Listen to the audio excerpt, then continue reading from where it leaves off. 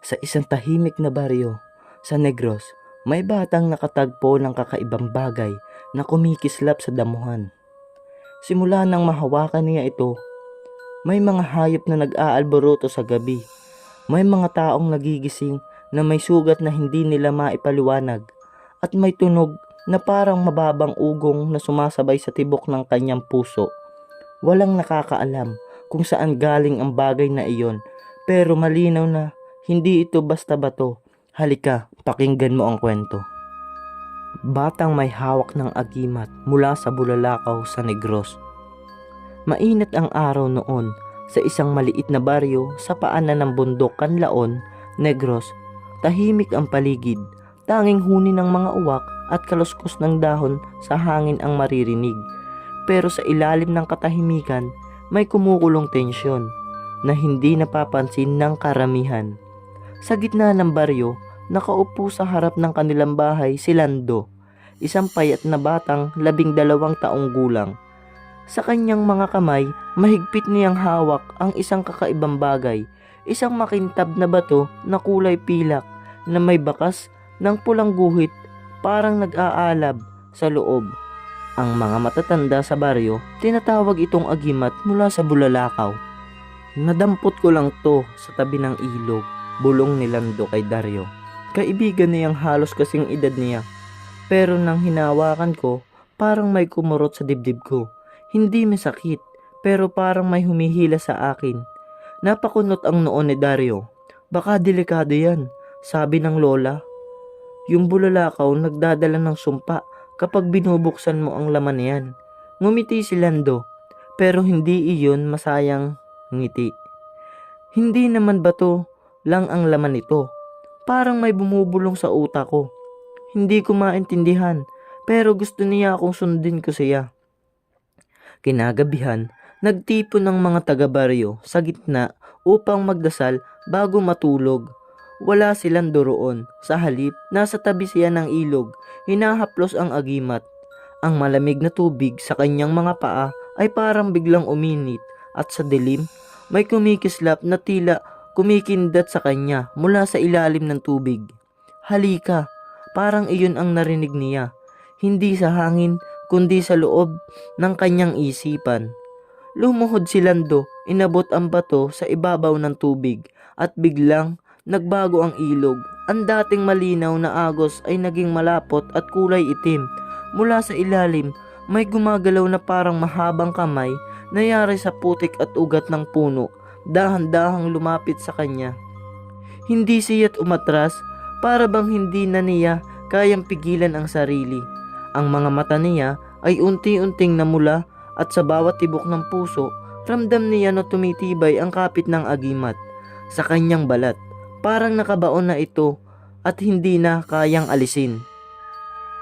Maya-maya, narinig niyang tinawag siya ni Dario mula sa malayo. Lando, anong ginagawa mo dyan? Napalingon si Lando at saglit na nabasag ang trance na bumabalot sa kanya. Ngunit sa mismong sandaling iyon, may tumalsik mula sa ilog. Isang patak ng kulay itim na tubig ang tumama sa pisngi ni Dario. Naramdaman nito ang matinding hapdi, para bang sinusunog ang balat niya. Tulong! Sigaw ni Dario, pero walang naririnig ang mga tao sa baryo. Tila ba'y may harang na pumipigil sa tunog na makalabas. Biglang tumayo si Lando, mahigpit pa rin ang hawak sa agimat. Hindi siya lumapit kay Dario, sa halip ay tumingin sa direksyon ng kagubatan. Mula roon, may mabibigat na yabag, hindi tunog ng hayop, hindi rin tunog ng tao. Mabagal pero malinaw papalapit. Si Dario, nanginginig at halos hindi makagalaw. Napansin na may mga mata sa pagitan ng mga puno, makintab, pula at tila sinusukat ang bawat kilos nila. Lando, umalis na tayo, pakiusap ni Dario. Pero hindi sumagot si Lando. Sa halip, dahan-dahan siyang naglakad patungo sa kagubatan na parang inaakay ng isang persang hindi nakikita. Ang agimat sa kamay niya ay mas maliwanag na ngayon kaysa buwan. Habang lumalapit siya, napansin na Dario na humihina ang ilaw sa paligid. Hindi dahil sa gabi, kundi parang nilalamon ng kadiliman ang liwanag mula sa buwan at bituin. Isa-isa, tila namamatay ang mga tunog ng kuliglig at huni ng ibon. Pagdating ni Lando sa gilid ng kagubatan, tumigil siya. Nandito na ako, mahinang sambit niya, na para bang may kinakausap sa harap niya. At mula sa pagitan ng mga puno, lumitaw ang isang nilalang na hindi maipaliwanag ni Dario. Ang balat nito ay parang pinagsama-samang putik, bato at kalawangin na bakal. Ang mga mata nito ay singningning ng agimat at ang bawat paghinga ay parang ugong ng kulog. Inilahad ng nilalang ang kamay nito at tila ba nag-uutos sa batang bitawan ang agimat. Ngunit sa halip na sumunod, itinapat ni Lando ang bato sa kanyang dibdib. Biglang umalingaw-ngaw ang isang matinis na tunog, hindi galing sa paligid, kundi mula mismo sa bato. Napaatras si Dario sa sobrang takot, pero hindi niya kayang tumakbo. Pakiramdam niya kung iiwanan niya si Lando, mas masahol pa ang mangyayari sa buong baryo. "Lando!" sigaw niya. Sa mismong sandalang iyon, pumutok ang liwanag mula sa agimat. Isang nakakabulag na silaw na tumama sa kagubatan. At nang mawala ang liwanag, wala na si Lando. Nakatayo lang doon ang nilalang at sa kamay nito, hawak nito ang agimat. Pero may kakaiba sa mismong batong iyon. May bakas na mukha ng bata at nakangiti ito. Kinabukasan, kumalat sa baryo ang balita na hindi nakauwi si Lando. Pinaghahanap siya ng kanyang ina at mga kapitbahay mula sa madaling araw hanggang sumikat ang araw. Ngunit wala ni bakas ng kanyang mga yapak sa gilid ng ilog at wala ring nakakita kung saan siya nagtungo. Si Dario lang ang nakasaksi ng lahat pero hindi niya magawang sabihin ang buong totoo. Sa tuwing babanggitin niya ang tungkol sa nilalang sa kagubatan, tumitigil ang kanyang dila at nanlalamig ang kanyang katawan para bang may pumipigil sa kanya na magkwento ng detalyado. "Baka nalunod lang siya," sabi ng isang matandang lalaki habang nakatingin sa ilog. "Hindi," sagot ni Dario sa mababang tinig. May kumuha sa kanya." Pinagtinginan siya ng mga tao pero walang naniwala maliban sa isang tao, si Mang Celso, isang matandang manghuhubad ng mga halamang gubat at ugat para gawing gamot. Lumapit ito kay Dario nang walang ibang tao sa paligid. "Anong nakita mo kagabi?" tanong ni Mang Celso. "Nakita ko isang bagay mula sa gubat," sagot ni Dario, "at may hawak si Lando na bato, kulay pilak pero may pulang guhit sa loob." Napatigil si Mang Celso at kumunot ang noo. "Agimat mula sa bulalakaw," bulong niya. "Kung yan ang dala ng bata, hindi na siya basta-basta maiibalik." Hindi na nakasagot si Dario, ngunit bago pa siya makapagsalita, napansin niyang nanlilisik ang mga mata ni Mang Celso, hindi sa galit kundi sa takot. Pagsampit ng hapon, isang kakaibang katahimikan ang bumalot sa baryo. Ang mga ibon sa karaniwang maingay ay biglang nawala. Maging ang hangin ay tila tumigil. Habang nasa bakuran si Dario, napansin niya na ang mga dahon ng puno ay gumagalaw kahit walang simoy ng hangin. Hindi ito natural. Gumagalaw ang mga dahon papunta sa iisang direksyon, patungo sa gubat, kung saan nawala si Lando. Mula sa malayo, may tunog na papalapit. Unay banayad lang, parang yabag ng mga bata, pero habang tumatagal, lumalakas ito. Hindi lang isa, kundi parang 12 ng paa ang umaapak sa tuyong lupa. Lumabas ang ilang residente para silipin, ngunit nang lumitaw ang pinagmumulan ng tunog, nag-uunahan silang magsara ng pinto. Sa gitna ng kalsada, papalapit sa baryo, may mga nilalang na tila gawa sa pinaghalo-halong putik at bakal. Ang hugis nila ay halos parang tao, pero walang mukha. Sa dibdib ng isa sa kanila, nakabaon ng isang makinang na bagay at agad itong nakilala ni Dario. "Yun ang agimat ni Lando," bulong niya sa sarili. Habang lumalapit ang mga nilalang, napansin ni Dario na may kakaiba sa kanilang mga kilos. Hindi sila basta naglalakad, Parang lahat ng galaw nila ay sunod sa iisang kumpas, na para bang may iisang utak ang kumokontrol sa kanila. Sa likod nila may lumitaw, ang isang batang kasing taas lang ni Dario, ngunit balot ng putik ang katawan at ang mga mata ay pulang-pula, at nang magsalita ito, kumilabot ang balat ni Dario. "Ako si Lando," wika nito. Ngunit ang boses ay mababa at tila may kasamang ugong. "Dumating na ang oras para sumama kayo sa amin." "Lando, umuwi na tayo," sigaw ng ina niya mula sa gilid ng kalsada. Lumuluha at nanginginig, ngunit hindi siya pinansin ng bata. Sa isang iglap, itinaas ni Lando ang kanyang kamay na may hawak na pilak na bato, at mula rito ay lumabas ang tila alon ng hangin na nakikita ng mga mata. Tumama ito sa mga bahay at ang mga pader ay nagsimulang magbitak.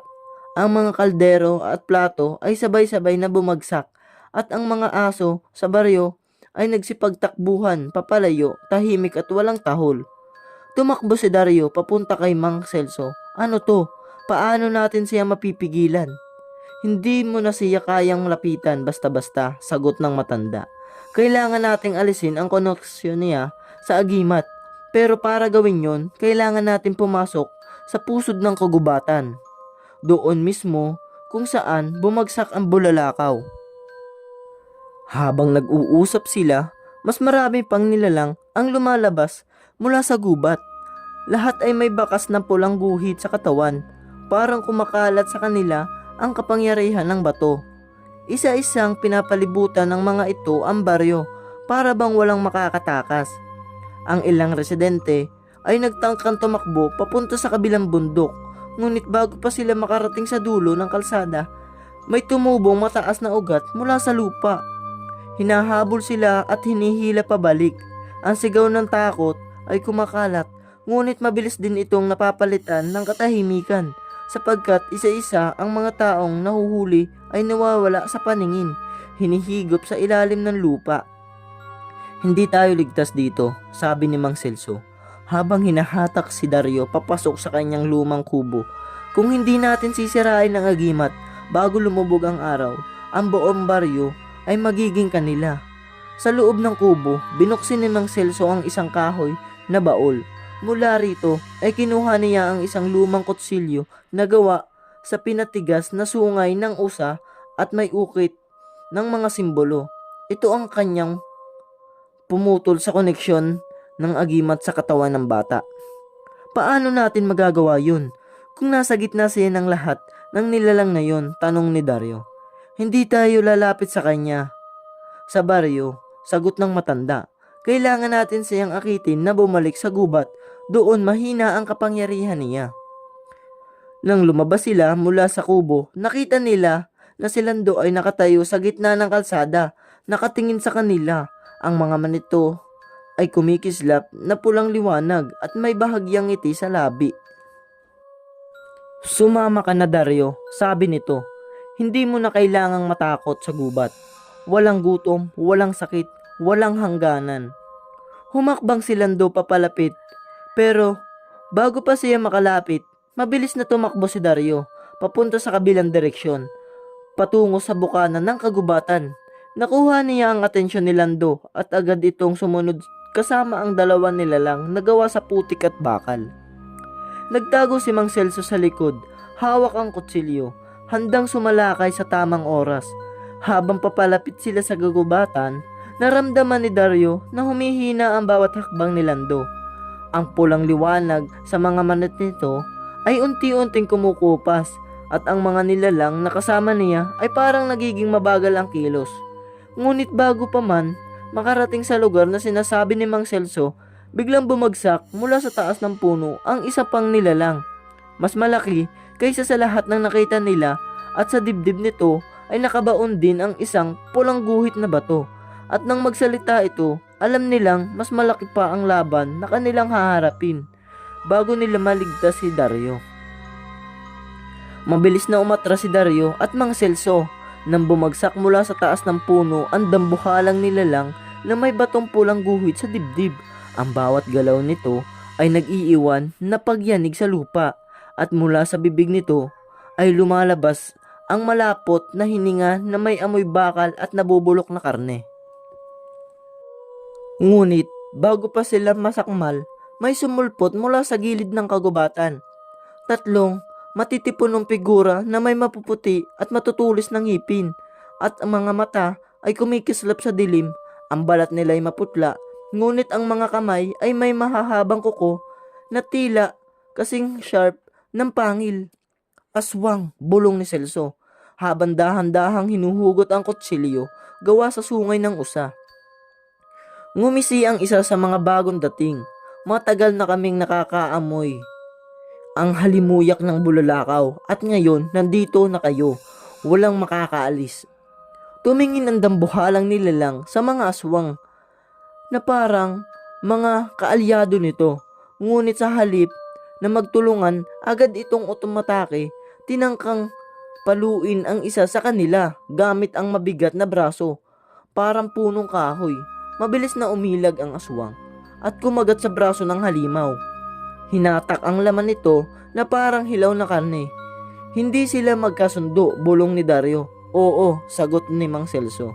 Pareho silang nabighani sa kapangyarihan ng agimat. Kapag nag-away sila, doon tayo kikilos. Habang naglalabanan ang dambuhala at ang mga aswang, unti-unting umatras si Dario patungo sa mas masukal na bahagi ng gubat. Kasama niya si Mang Celso na nakatingin sa paligid, nagbabantay kung susunod si Lando. Hindi nga nagtagal, lumabas si Lando mula sa likod ng mga puno. Hindi na siya mukhang bata sa kilos. Ang galaw niya ay parang isang matanda, mandaragit, mabagal, ngunit tiyak. Ang pilak na agimat na may pulang guhit ay kumikislap sa kanyang kamay. At tuwing kumikislap ito, napapatingala ang mga aswang at dambuhalang tila naaakit sa liwanag. Dario, tinig ni Lando, na tila galing sa ilalim ng lupa. Bakit ka lumalayo sa akin? Hindi mo ba nakikita sila? Tumuro siya sa mga aswang at halimaw. Lahat sila ay maglilingkod sa atin kapag natapos ito. Huwag mong gawin yan, Lando, sigaw ni Dario. Hindi mo na yan sarili mo. Ngunit bago pa siya makalapit, tumalon mula sa gilid ang isa pang aswang. Hindi ito kasama sa unang tatlo.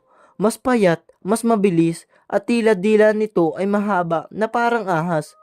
Lumundag ito papunta kay Dario, handang kagatin ang kanyang leeg. Mabilis na sumugod si Mang Celso at tinaga ng kutsilyo ang aswang sa balikat. Sumirit ang malapot na dugo at sa mismong sugat ay nag-usok na parang nasusunog na karne. Umalingaw-ngaw ang hiyaw ng aswang. Bago ito umatras, nanginginig. Hindi sila basta nasusugatan ng ordinaryong armas, sabi ni Mang Celso, habang humahabol ng hininga. Pero itong kutsilyo, kayang tapusin sila. Samantala, sa kabilang bahagi ng clearing, natalo ng dambuhala ang isa sa mga aswang. Tinapon ito sa lupa na walang galaw. Dalawa na lang ang natira, ngunit mas mabagsik na ngayon ang kanilang pag-atake. Sabay-sabay na sinaksak ng matutulis na kuko ang katawan ng halimaw. Sa bawat tama, tumatalsik ang mga piraso ng bakal at putik sa laman nito. Habang abala sila, samantala ni Mang Celso ang pagkakataon at sumugod kay Lando. Tinangka niya saksakin ang kamay na may hawak ng agimat, ngunit bago ito magawa, humarang ang isang manipis na pader na pulang liwanag. Sumabog ito, tinapon silang dalawa ni Dario sa lupa. Nang makatayo sila, nakita nila ang agimat ay mas maliwanag na kaysa kanina. At sa liwanag nito ay nagsimulang magbalat sibuyas ang anyo ni Lando. Ang balat niya ay parang binabalatan mula ulo pababa at sa ilalim nito ay lumitaw ang mas kakaibang anyo.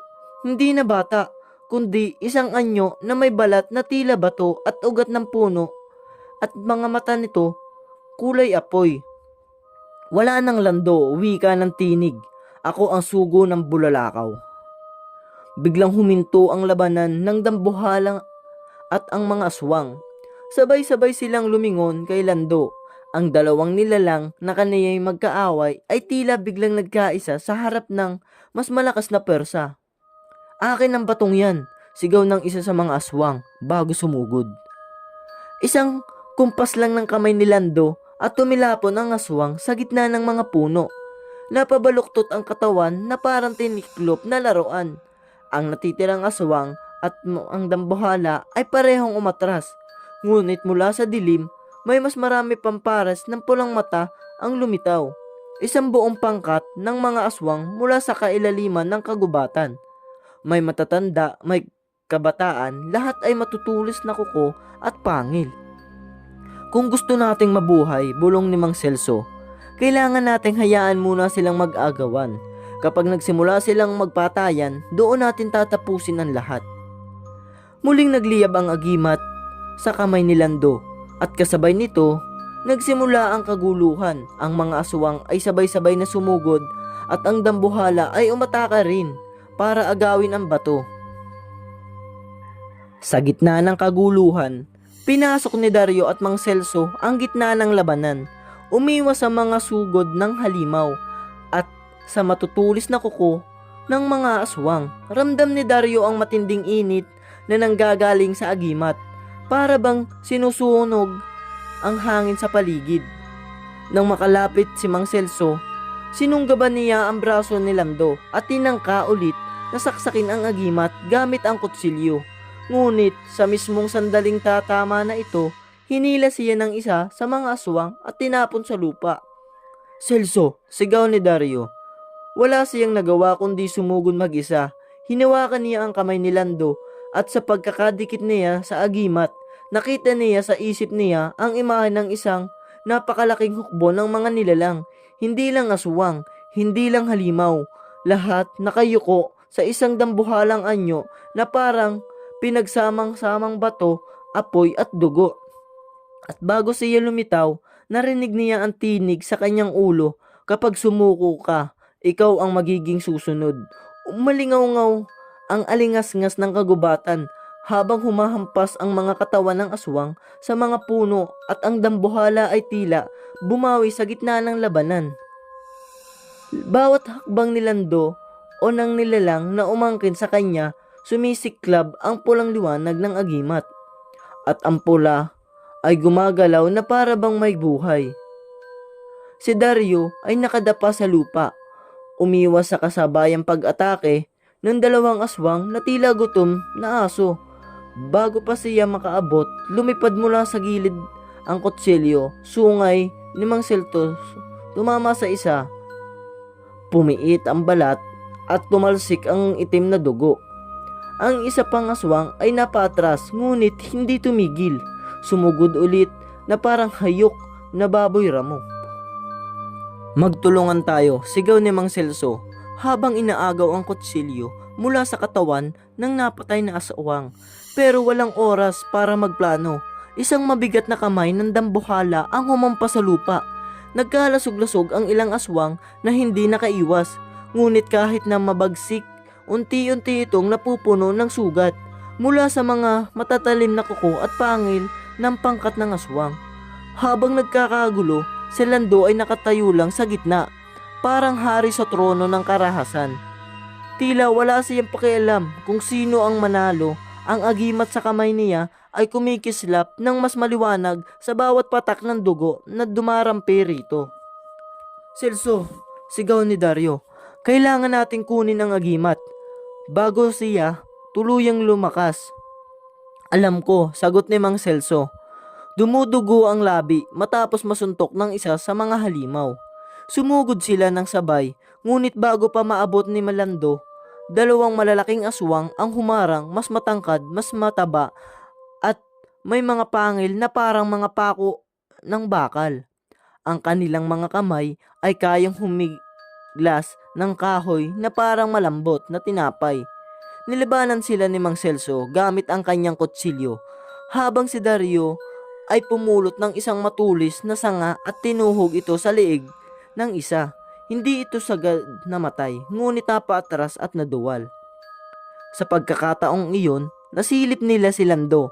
Nakataas ang agimat at mula rito may sumisirit na pulang liwanag na umabot sa langit.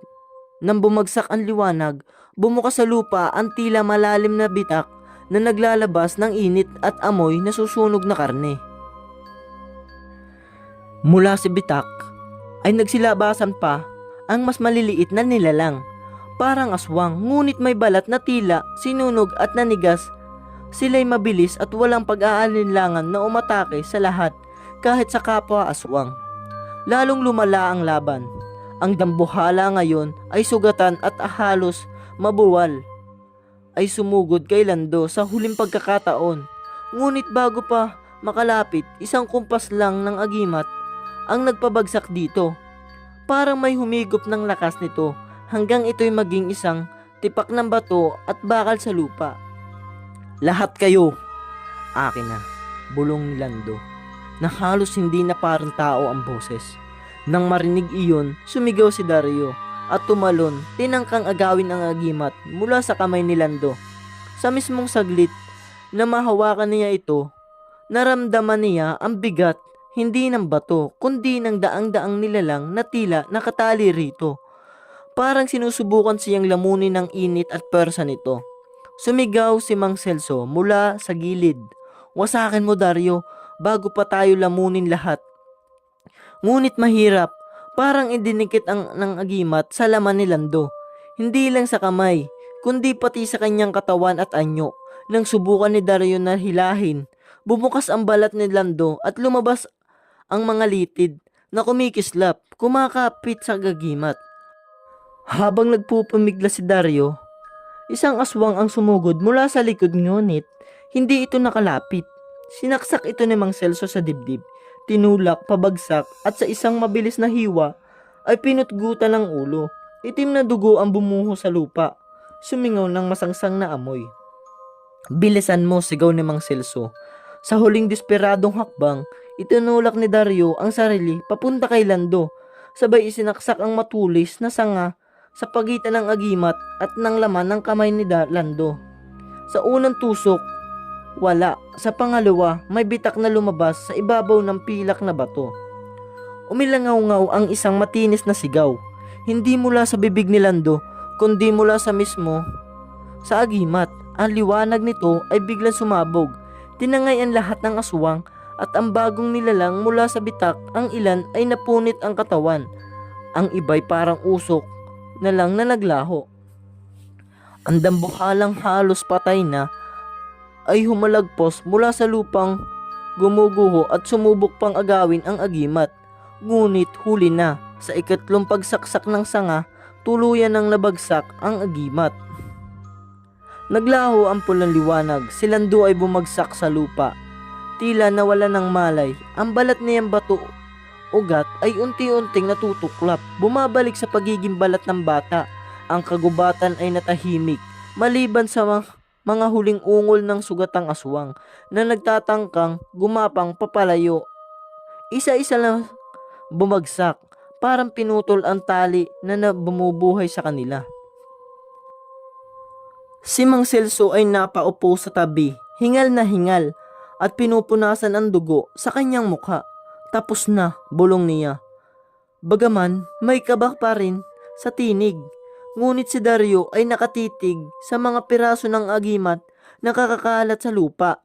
Kahit basag na, may bahagyang kisla pa rin sa loob ng mga ito. Tila may apoy na ayaw mamatay. Celso, sabi ni Dario, hindi pa yata tapos. Bago pa sila makapag-usap, gumalaw si Lando. Binuksan niya ang mga mata at sa loob nito ay may maliit na pulang guhit na kumislap. Tumigil sa pag-ikot ang langit. Sa gitna ng dilim, nakatayo si Lando sa gitna ng tuyong palayan. Mahigpit pa rin ang kapit sa agimat na parang nag-aapoy sa kanyang palad. Sa di kalayuan, naroon si Mang Isko, nakaluhod, hawak ang dibdib, tila nauubusan ng lakas. Lando, ibalik mo, bago mahuli ang lahat, hingal ni Mang Isko. Ngunit bago pa siya makalapit, sumiklab ang agimat. Mula rito, sumabog ang liwanag na parang kidlat na bumalot sa buong baryo. Sumugod ang dagundong sa kalangitan, parang may bumabang higante. Ang mga puno ay yumuko at ang lupa ay nagbitak. Pagmulat ni Lando, Wala na sa kamay niya ang agimat. Sa halip, may bakas lang ng mainit na bato na unti-unting nagiging abo. Sa paligid, tahimik ang lahat. Wala na ang kulog, wala na ang sigaw. Lumapit si Mang Isko, nakatingin sa kanya na may halong takot at pag-asa. Buhay ka, pero may binago na sa'yo. Ang agimat, hindi ka na basta bata. Dama ni Lando ang kakaibang tibok ng kanyang puso. Malakas, mabilis at tila may kakaibang nilalang na nakatingin sa bawat pintig. Alam niyang simula pa lang iyon at darating ang mas mabigat na pagsubok mula sa bulalakaw. At doon na po natatapos ang ating kwento. Huwag kalimutang mag-subscribe para sa mga update ng mga bagong kwentong paparating. Thank you po.